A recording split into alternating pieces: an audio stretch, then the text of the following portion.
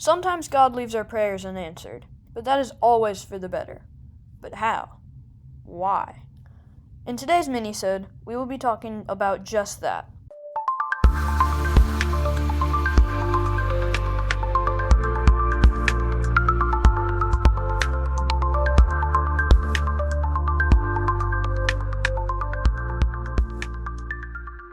Say there's a man named Richard.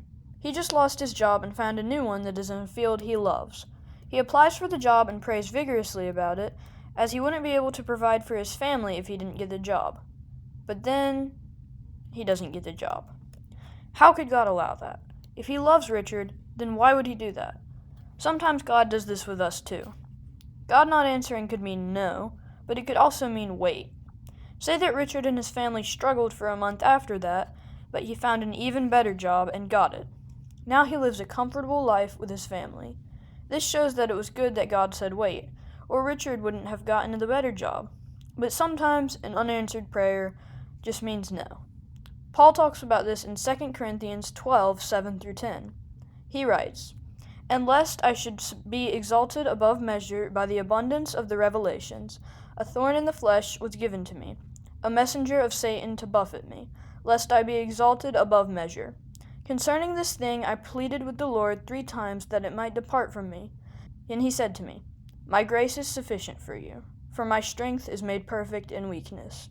Therefore most gladly I will rather boast in my infirmities, that the power of Christ may rest upon me. Therefore I take pleasure in infirmities, in reproaches, in needs, in persecutions, in distress, for Christ's sake. For when I am weak, then I am strong."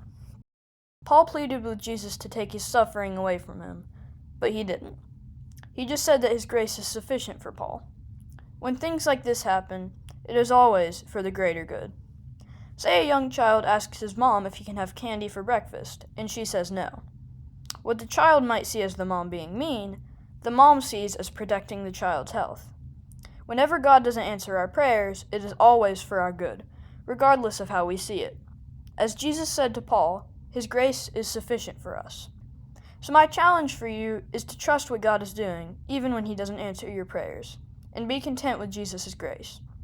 Thank you all for listening, and I'll see you next time. God bless.